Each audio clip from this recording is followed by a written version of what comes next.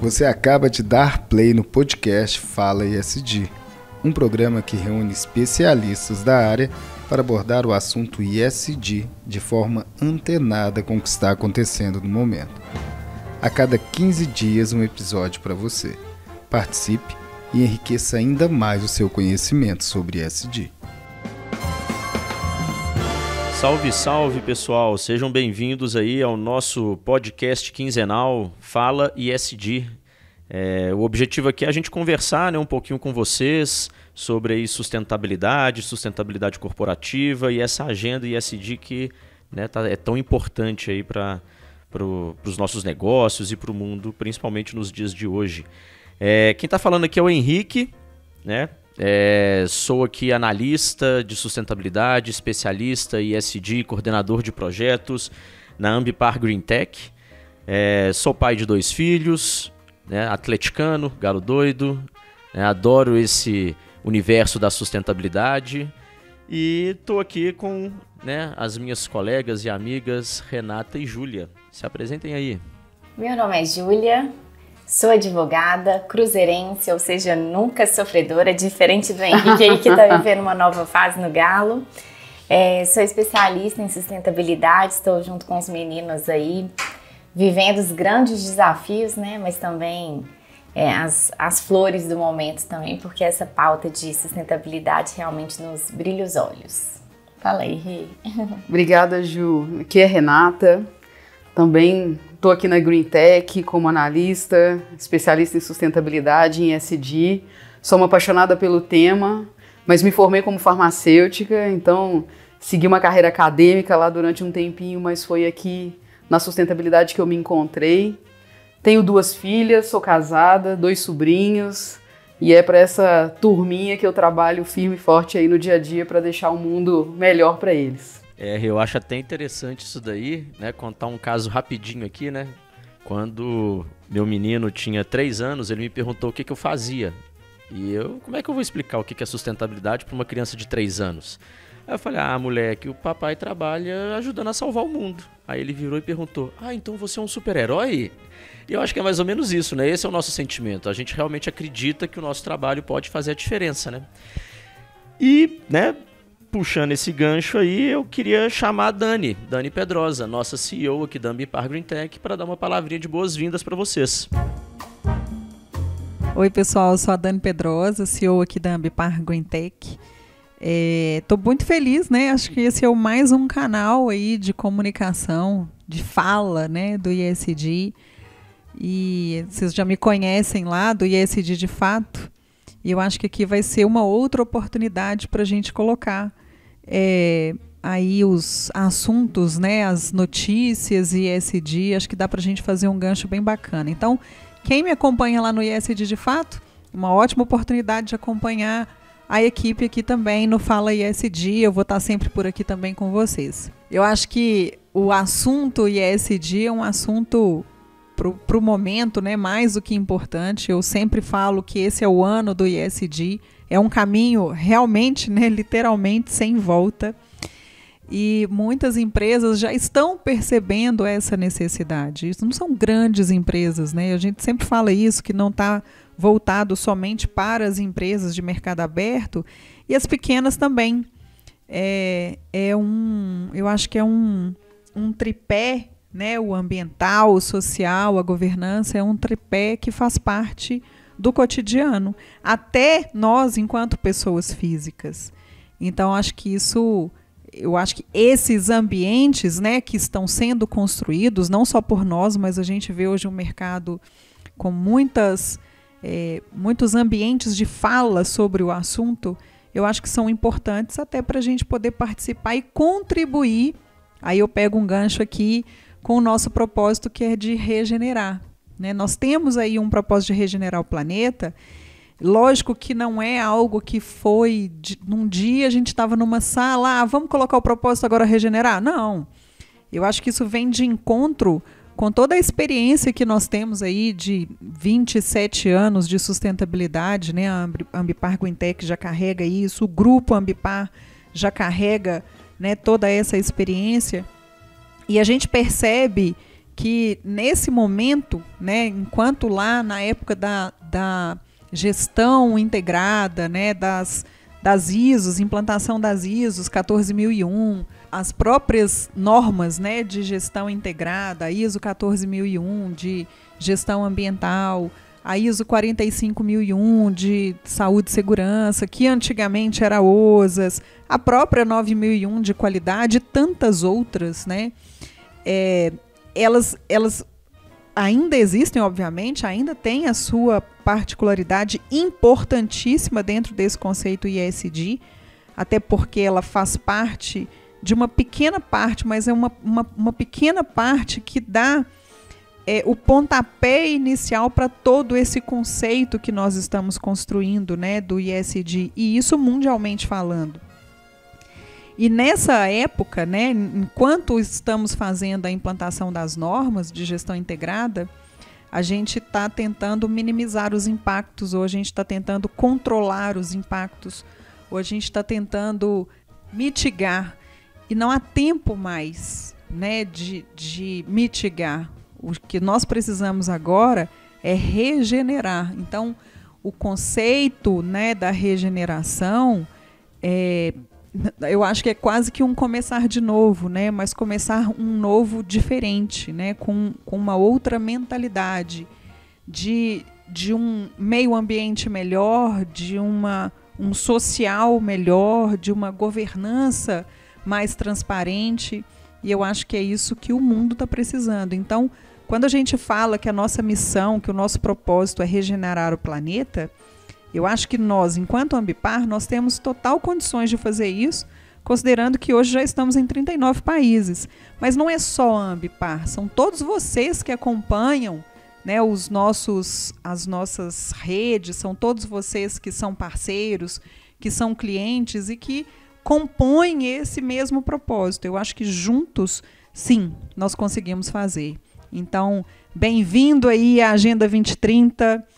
Não deu, não? Vamos para 2050 e eu tenho certeza que a gente vai conseguir alcançar esse objetivo. Então, estamos juntos, ninguém larga a mão de ninguém aqui, hein?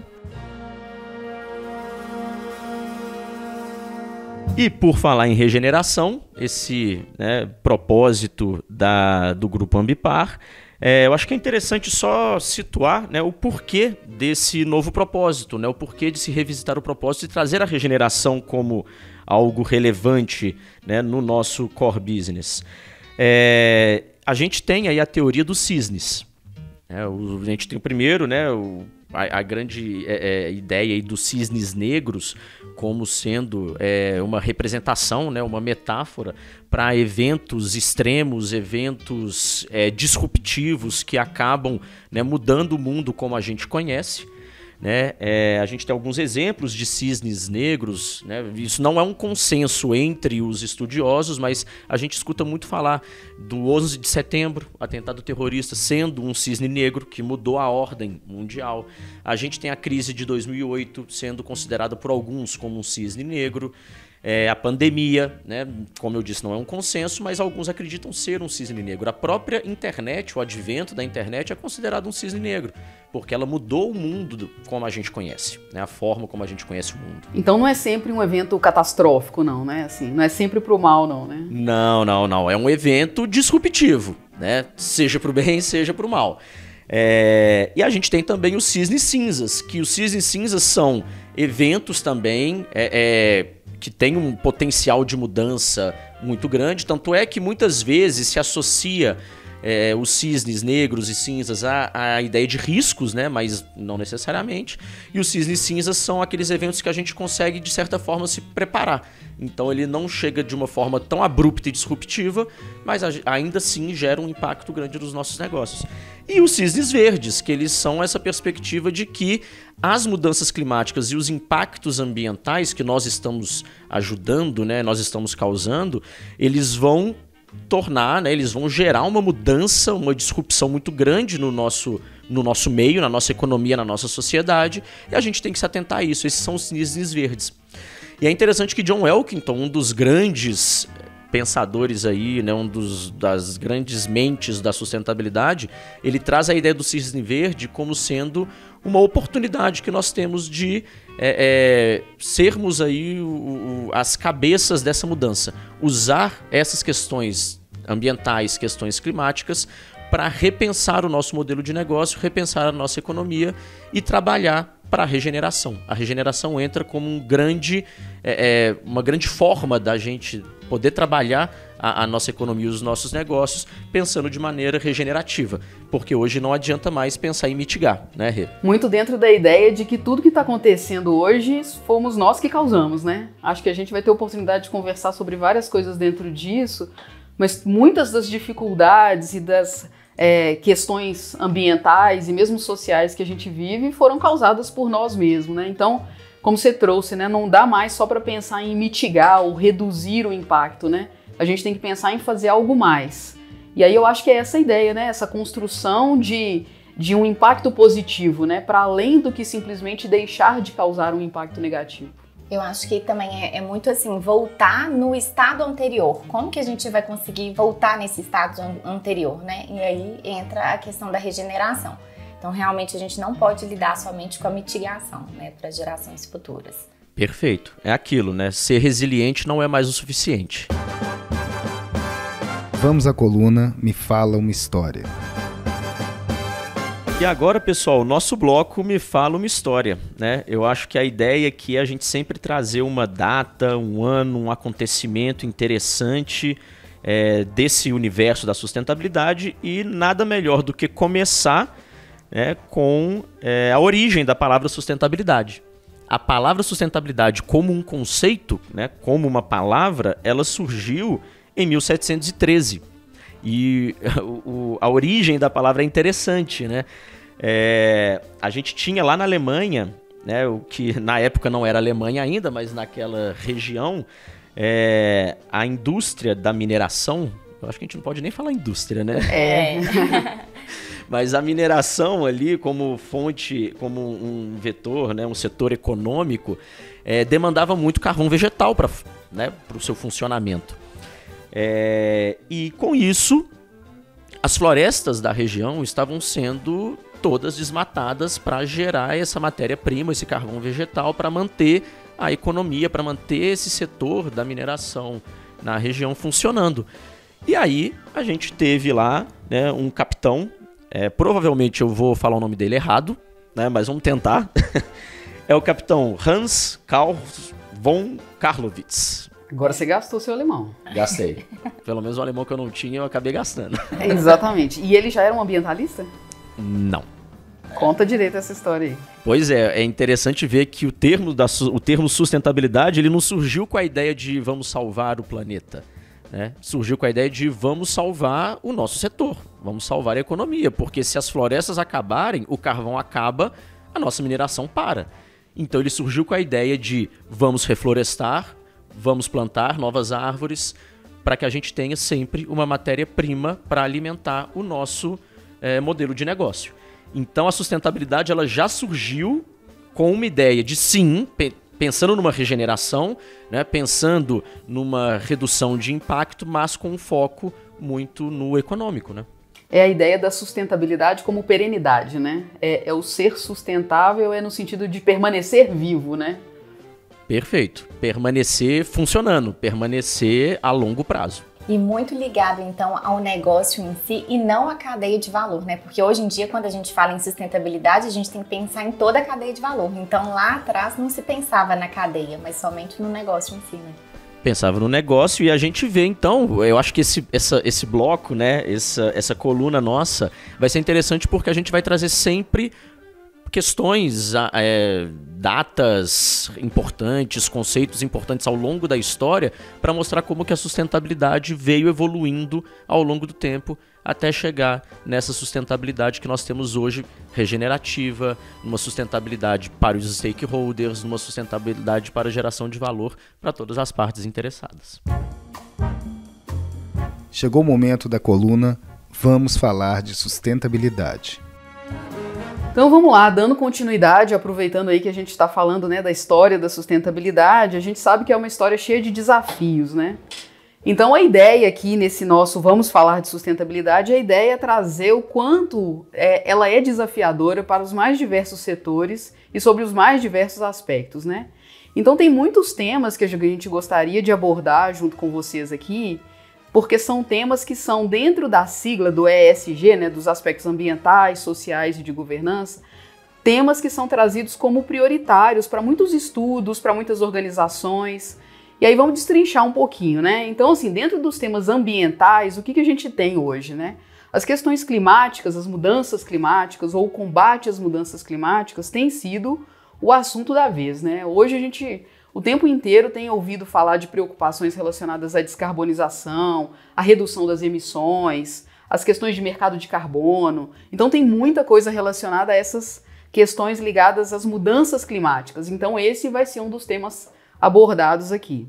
Outro aspecto dentro do ponto ambiental é a perda da biodiversidade. Então, assim, tem muito tempo que a gente ouve, né, questões relacionadas a espécies em extinção e etc. Isso aí eu escuto desde que eu sou criança, tem sempre alguma notícia sobre esse aspecto, mas agora isso tem sido trabalhado de uma forma um pouco mais sistemática, né? Tem se buscado entender mais o impacto das empresas nesse sentido. Eu acho que é interessante, né, Rê, porque essa ideia da perda da biodiversidade, até das próprias mudanças climáticas, deixou de ser uma preocupação se esses animais, por exemplo, vão deixar de existir. Passou a ser uma preocupação de uma sustentabilidade, uma perenidade do nosso mundo como nós conhecemos hoje.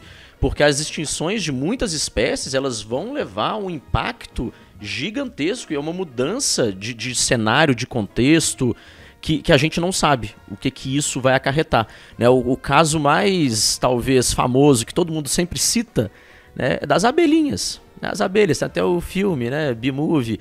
As abelhas desaparecendo, isso vai gerar um impacto gigantesco na biodiversidade, nos ecossistemas e até no próprio negócio, no próprio agronegócio, né? Então, só queria chamar atenção para esse ponto, né, da perda da biodiversidade. Com certeza, acaba tendo impactos econômicos, né? Assim, é claro que a gente aqui está muito munido de propósito, mas muito desses estudos realizados sobre perda da biodiversidade, eles estão preocupados com as questões econômicas envolvidas com a perda da biodiversidade, né? Então vai ser um outro ponto aí abordado. Outra questão é a questão de resíduos e poluição, né? Então hoje também já tem, aqui até no Brasil, a gente tem uma legislação muito robusta até em relação a isso, né? Assim, felizmente a gente teve uma construção muito interessante em relação a isso.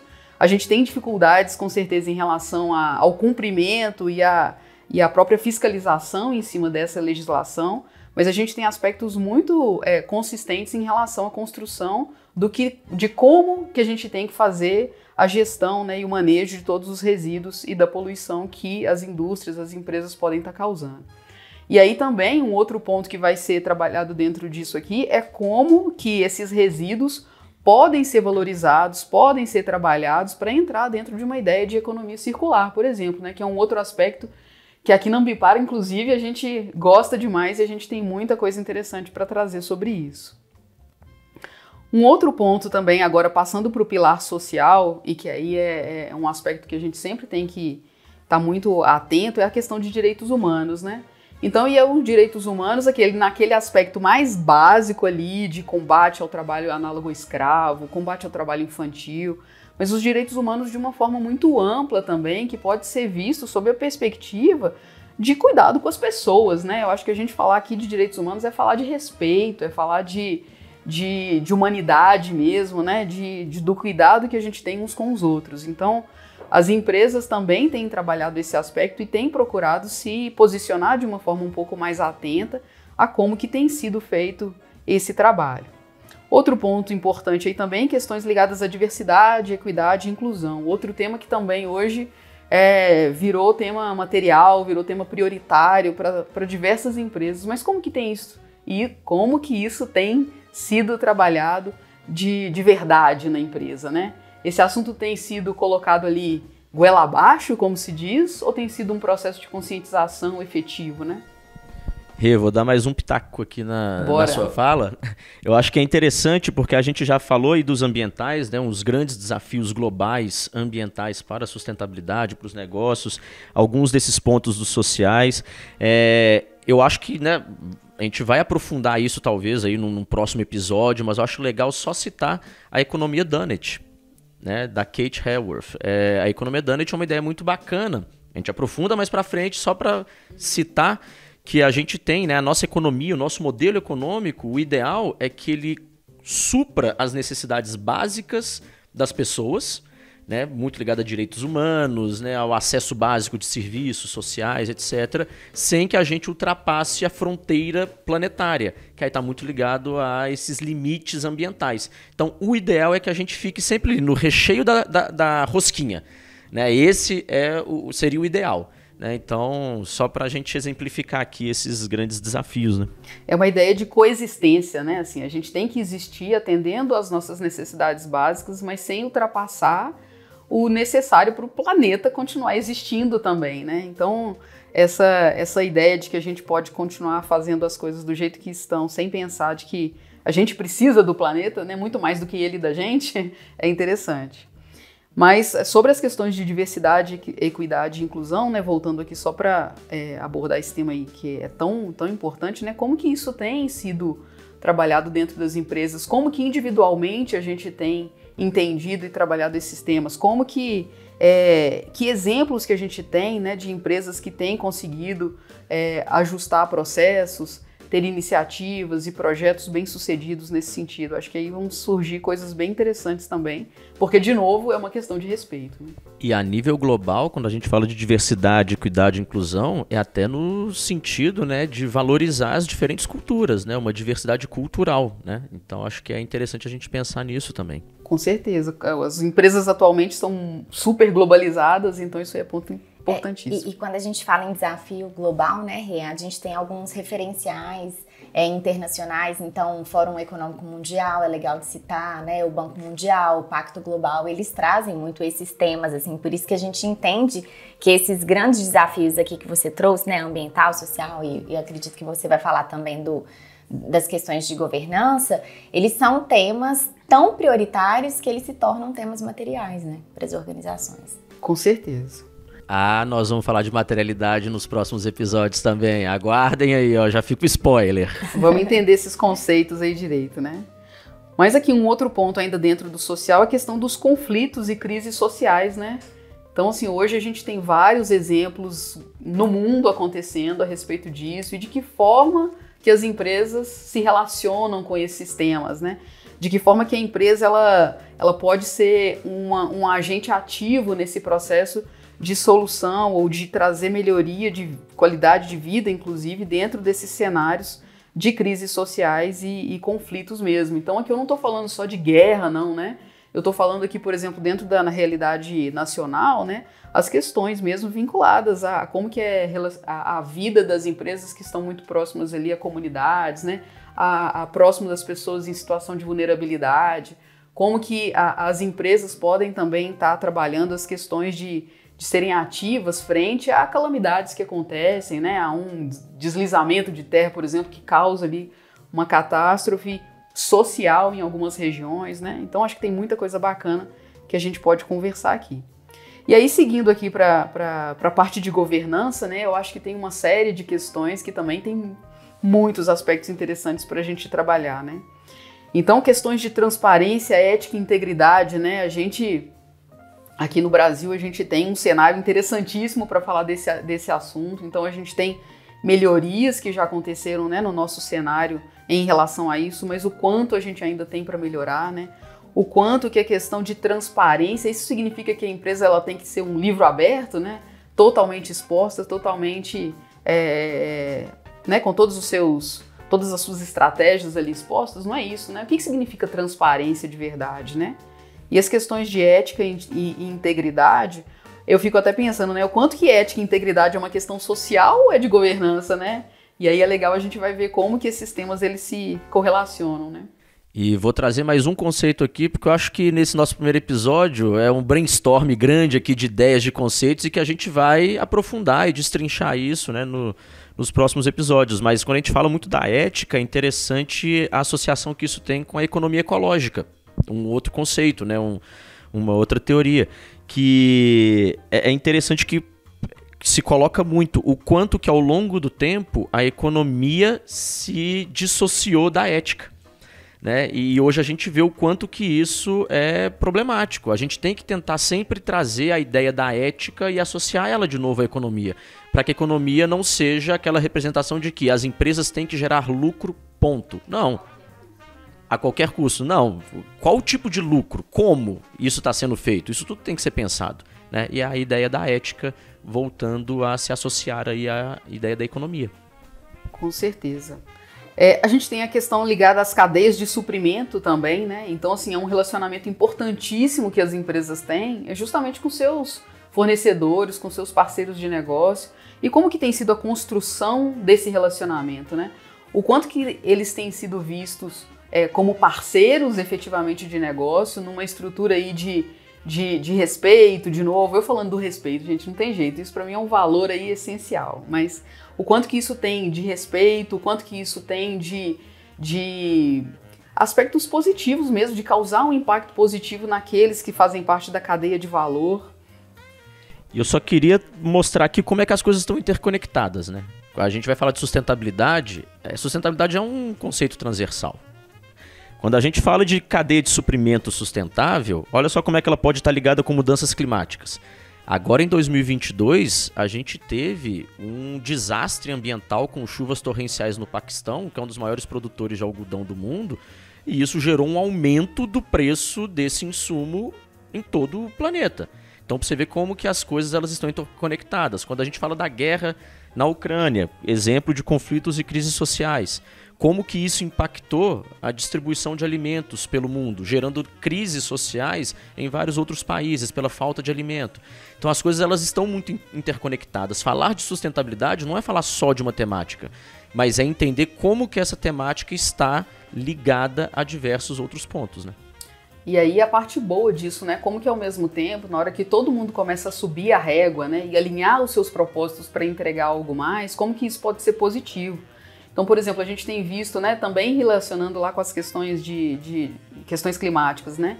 A gente tem visto um movimento muito grande de governos e empresas trabalhando para se ter uma gestão melhor das emissões.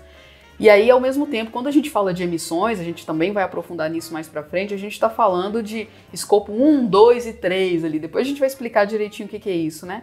Mas como que, por exemplo, quando a gente fala do escopo 3, que é justamente a gestão das emissões que estão fora do seu controle, né? Que são as emissões que acontecem da porta para fora da empresa. E aí, na medida em que a gente começa a exigir de toda a cadeia um controle melhor das emissões, a gente começa a subir a régua e trabalhar juntos em prol de um objetivo comum, né? Então, trabalhar junto, trabalhar numa ideia de parceria, trabalhar nessa exigência que você tem com o seu fornecedor, mas pensando de que forma que também você não vai esmagar ele com essas exigências, né? Como que você vai puxar ele junto para subir essa régua, que é o mais interessante. Um outro ponto ainda dentro da governança, né, as questões das crises econômicas, né, isso aí a gente acabou já abordando um pouco aqui, mas como que isso tudo tem causado, né, em alguns aspectos, esse descontrole, vamos pôr assim, desses temas, tem sido responsáveis por algumas crises econômicas e como que as empresas têm se posicionado quanto a isso, né? Como que elas são resilientes a essas crises, né? De que forma que elas têm se posicionado frente às dificuldades que surgem nos aspectos econômicos, né? Demite todo mundo, né? Ou para de pagar fornecedor? Como que funciona isso, né? Como que é esse trabalho dentro de um conceito de sustentabilidade? Não, perfeito. E eu acho que o que vai ser mais interessante, né, nesse bloco, como a Ju já trouxe, a gente tenta trazer uma análise via essas organizações globais, porque a ideia aqui não é um benchmark, a ideia aqui é a gente ver o que o mundo está falando sobre essas temáticas, como que o mundo está lidando com essas questões de sustentabilidade, com esses principais desafios que vão sendo colocados. Então, uma ONU, um Fórum Econômico Mundial, Banco Mundial, organizações setoriais, associações internacionais, então isso tudo vai munindo a gente. E nos próximos episódios a gente vai entrando em pontos específicos e setoriais, porque aí é legal a gente ver como que determinados desafios vão impactando empresas daquele setor, aquele setor econômico especificamente. Então eu acho que é super interessante a gente conseguir ter essa ideia, né, mais ampla, né, desatrelada à realidade de uma empresa específica, né? E o mais legal é que eu acho que vai trazer muito desse otimismo que a gente tem também, né? Porque a gente vai ver que tem muitas soluções, tem muita coisa bacana sendo feita, né? Então eu acho que isso que a gente quer passar, né? A gente quer falar de sustentabilidade aqui sobre um olhar otimista e não catastrófico, né? Com vocês, o que estão falando por aí? E o que estão falando por aí? Né? A gente já está entendendo esse contexto, esse cenário da sustentabilidade, e é importante a gente ver como que as coisas estão acontecendo, como é que o mundo está se movimentando. Tem um ponto, né, que vem ganhando muita força e que eu acho que é super relevante para a gente tratar aqui. Eu acho que é muito importante a gente já começar isso daqui, trazendo essa perspectiva e colocando aí o que a gente pensa sobre isso, que é a onda anti-ESG. A Rê aqui nos bastidores até falou que ia comentar você com esse assunto de novo. Ele insiste em falar dos haters, mas tudo bem, eles fazem parte do negócio. Mas eu acho que é importante, né? Já dizia a arte da guerra, conheça a si próprio ou seu inimigo e não vai temer nenhuma batalha, né? Então, a gente tem que conhecer aqueles que estão fazendo contraponto a nós, né? Só reforçando, o ESG, aquela siglazinha, ambiental, social e governança, né? Um acrônimo em inglês. E como tudo no mundo, uma força, né, uma força que está aí crescendo, que vem ganhando espaço, ela naturalmente vai gerar uma força contrária. E é o que a gente entende aí que está acontecendo com essa onda anti-ESG. Ela começou nos Estados Unidos e vem ganhando muita força. Está sendo exportada aí para outros lugares. Qual que é a lógica, né? Vamos contextualizar. A gente tem essa cobrança pela preocupação ambiental, social e de governança, né? O ESG é uma sigla que surgiu em 2004 no âmbito ali do Pacto Global, da ONU, como um chamado às empresas para que se preocupassem também, não só com o seu lucro, mas em o impacto que elas estão gerando no meio ambiente, na sociedade, né? e na governança. Mas ele ganhou muita força com o mercado financeiro, né? Exatamente. A gente fala que o ESG é a roupa da sustentabilidade, né? Para o mercado financeiro. Para o mercado financeiro, isso mesmo. E aí veio crescendo, né? Tanto é que, principalmente nos Estados Unidos, com a crise de 2008, o ESG começou a ganhar muita força, principalmente para as questões sociais, porque com a crise de 2008 você teve uma onda gigantesca de desemprego, crises sociais. Então, fortaleceu-se muito a questão da responsabilidade social corporativa. E também foi interessante, assim, porque essa crise de 2008, ela é uma crise clara da falta de governança, né? Porque quando a gente fala em governança corporativa, a gente fala num sistema. Então, a gente tem que ter a responsabilidade corporativa, a gente tem que ter a prestação de contas, a gente tem que ter a transparência.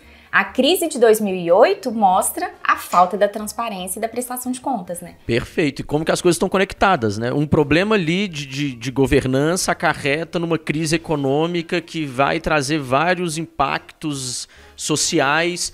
Com isso, o ESG começa a ganhar muita força ali nos Estados Unidos. Mas o ESG, globalmente falando, né, ele ganhou muita força com a pandemia. Né? A pandemia, de novo, as coisas conectadas.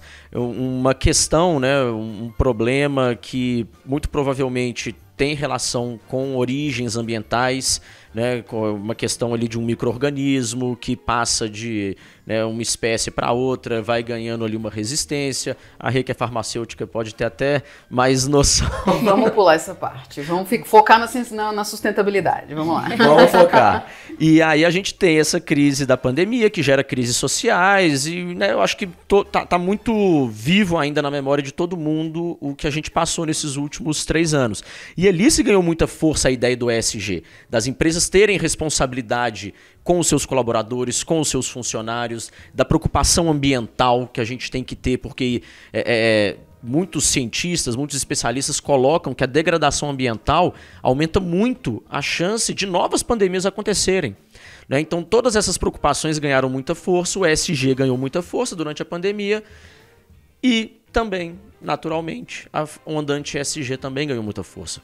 Lá nos Estados Unidos, as indústrias ali de combustíveis fósseis, né, de gás e óleo, principalmente da região ali do Texas, começaram a ter os seus créditos negados, os empréstimos negados pelos bancos, porque esses bancos começaram a ter muito forte nos seus critérios de avaliação para liberação do crédito as questões ESG, a agenda ESG.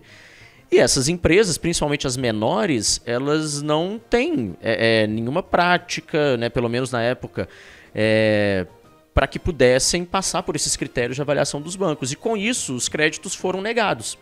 Isso gerou um movimento, né, principalmente ali na ala mais conservadora, que enxerga nesse cenário, né, nesse setor do óleo e do gás, a grande força econômica desses estados norte-americanos, e eles começaram a gerar uma força contrária. E começaram a boicotar esses bancos. E começaram a envolver políticos da região para que também, a nível, né, de Estado, esses bancos começassem a ser boicotados. Então, gerou ali uma força muito forte, contrária a esses critérios socioambientais, e saiu do Texas e foi ganhando força em outros estados norte-americanos. Né? E hoje essa é uma questão nacional. Tanto é que hoje se tem falado muito na politização do ESG. E isso é péssimo, né, para a sustentabilidade corporativa, para a gente poder trabalhar esses critérios que vão ajudar nessa perenidade das empresas, né? Aquilo que a gente acredita, nessa ideia da regeneração. Então, essa politização é péssima, porque começou a se associar a pauta ESG a pautas progressistas, naturalmente associadas a uma esquerda ou aos democratas lá nos Estados Unidos. E a gente tem que reforçar aqui que não, a sustentabilidade ela é apartidária. Né? Infelizmente, essa onda anti-ESG foi ganhando muita força nesse sentido. E isso foi exportado para outros lugares aí do mundo, outros estados, né, outros países. E quais são os principais argumentos? Os defensores da onda anti-ESG, eles defendem que as empresas elas precisam ser lucrativas, elas precisam lucrar, elas precisam gerar, né, lucro para poder se manter e, com isso, manter a economia girando. E a guerra na Ucrânia, por exemplo, foi algo muito forte que mostrou que o petróleo, por exemplo, né, foi muito valorizado, mas por uma conjuntura né, de guerra e de falta por uma crise energética gerada pela demanda e pela oferta de fonte energética, né? Mas essas empresas começam a argumentar que olha como é que o petróleo é super importante. Né? Então a gente tem vários argumentos a favor dessa onda anti-ESG, enquanto aqueles que defendem a sustentabilidade, eles falam que as empresas, para se manterem, né, a longo prazo no mercado, para gerarem valor a longo prazo, elas precisam se preocupar por essas questões ESG, essas questões de sustentabilidade. Eu acho complicado, tudo quando é radical demais causa esses problemas, né? Então, seja as mudanças para eliminação do petróleo, não tem como eliminar petróleo ainda da vida da gente, né? Então, assim, todo movimento, todas as ondas que são muito radicais, eu tendo a vê-las como negativas, no sentido de que os movimentos, para eles serem reais, eles têm que ser consistentes, eles têm que construir uma base, né?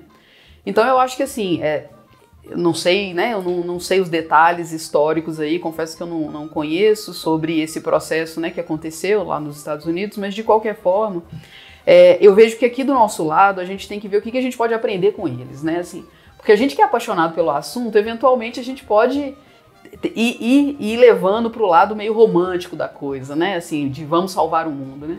Mas ao mesmo tempo eles trazem contrapontos que podem fazer a gente pensar e reforçar e amadurecer os nossos argumentos a favor da sustentabilidade, né? Então eu acho que, assim, todo movimento tem seus haters, né? Então, assim, eu acho que eles cumprem um objetivo na nossa vida, no sentido de que a gente pode aprender com eles a como sermos mais fortes.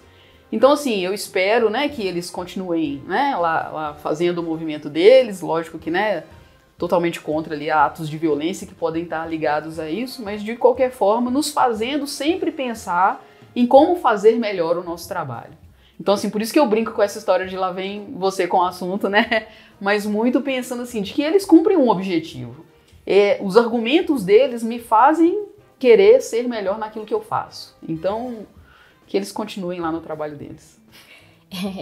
Verdade, Rê. E eu não sei como pronunciar, não, mas o americano Vivek Ramaswamy, aí você me corrige aí, Henrique, ele tem se destacado como um dos críticos, né, de Wall Street contra essa onda ESG, e no início de 2022, inclusive, ele lançou uma gestora chamada Strive com o objetivo realmente de combater esse movimento da sustentabilidade. Então, ele foi direcionando várias cartas a várias empresas, né, dentre elas a própria Disney, e ele atraiu vários investimentos, mais de 300 milhões em ativos. E aí, eu acho que muito nesse sentido de que você nos trouxe aí, seria como que essas empresas receberam essas cartas, né? E como que elas então se posicionaram, né? Se elas ficaram silentes ou se elas fortaleceram mesmo, né, as suas práticas de sustentabilidade, o seu entendimento. E aí eu acho que aí sim, né, a sustentabilidade cada vez mais vai ganhando força,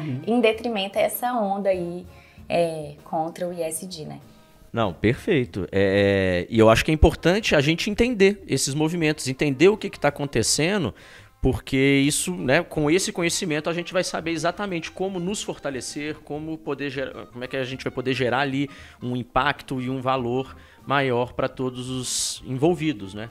A gente tem, por exemplo, chegou ao ponto do Joe Biden, né, o presidente dos Estados Unidos, usar o seu primeiro veto nesse mandato, justamente para vetar uma tentativa de se passar uma proibição, né, de que os fundos de pensão, né, os fundos de investimento, analisassem, né, os seus investimentos ali com base em critérios ESG.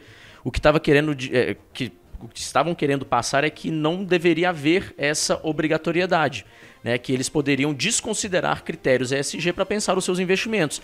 E o Joe Biden vetou, na ideia de que não, é relevante que se pense as questões ESG para avaliar riscos e oportunidades na aplicação dos seus investimentos.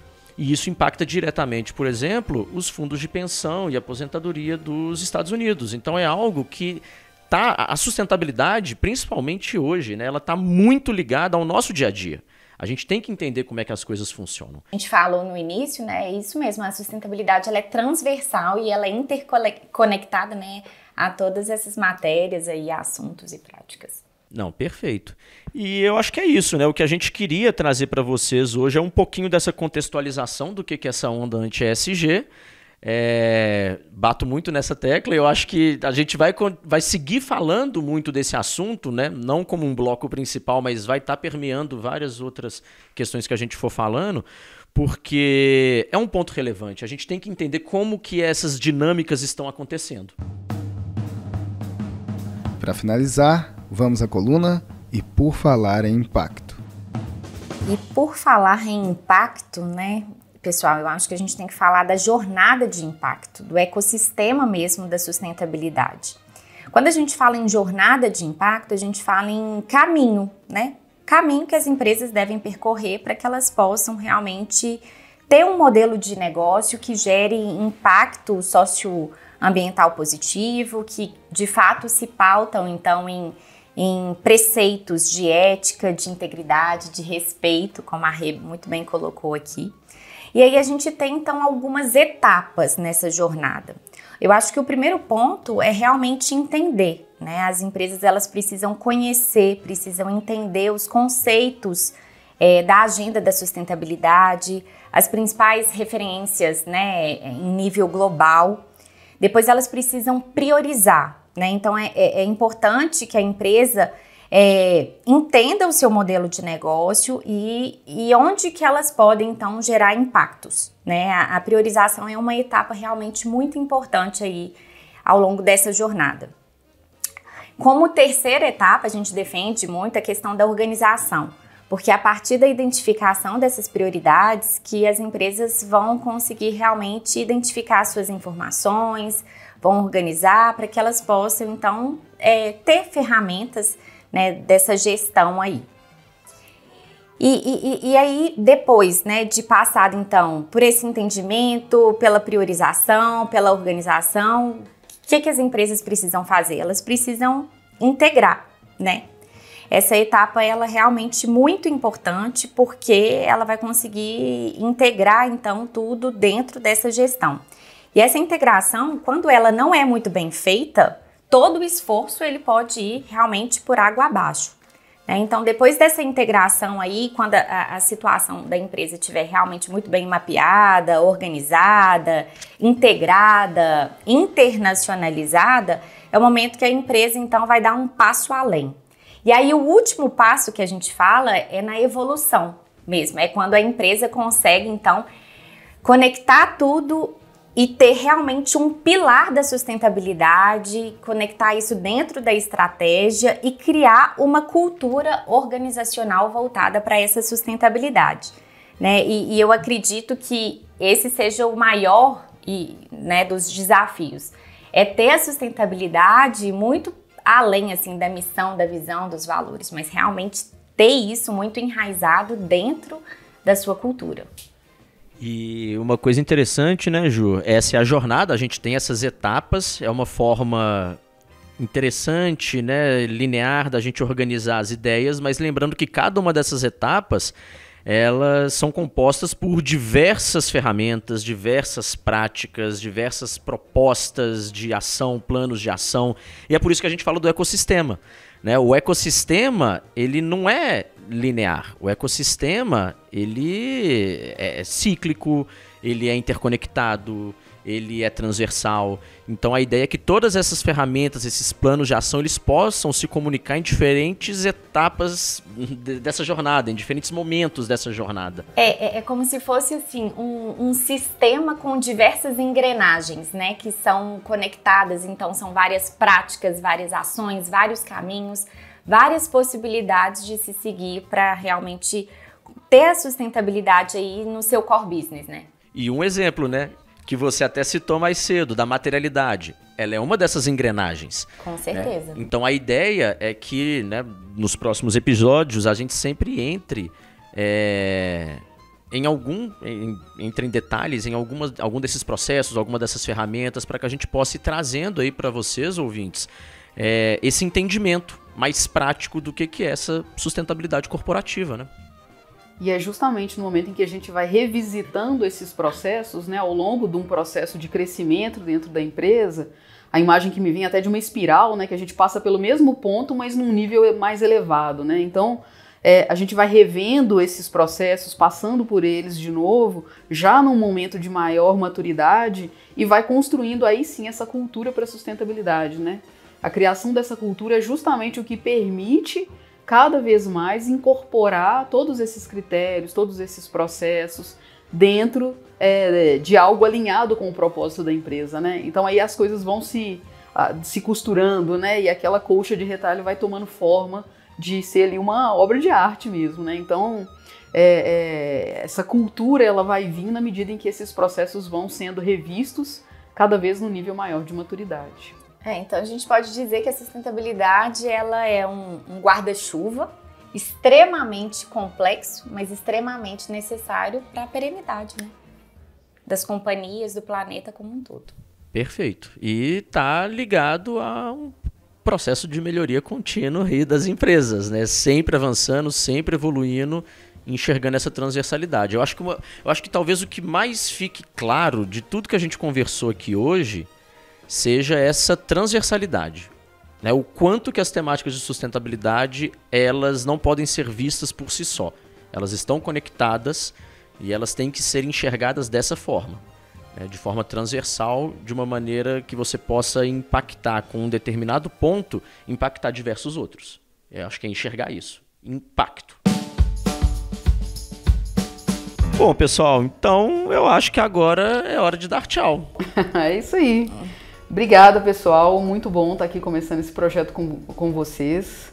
E reforçar, né, a importância da gente receber esses feedbacks. Então, a gente quer deixar aí um canal aberto para que vocês tragam para a gente elogios, sugestões, discordâncias. Principalmente discordâncias, eu acho que isso vai principalmente? ser... Porque eu acho que vai fomentar o diálogo, que é o que a gente quer, gerar discussão. Aqui é democracia. Tá bom, não, discordâncias são muito bem-vindas, mas na verdade é isso, né? que a gente quer muito ouvir a opinião de vocês, a gente quer trazer vocês para dentro do jogo também. E aí a gente vai selecionando, lógico, algumas coisas para ir trazendo todo dia, todo episódio, né, uma citação, alguma coisa que a gente recebeu, para ser bem transparente e para ir comentando e trazendo os contrapontos que a gente receber.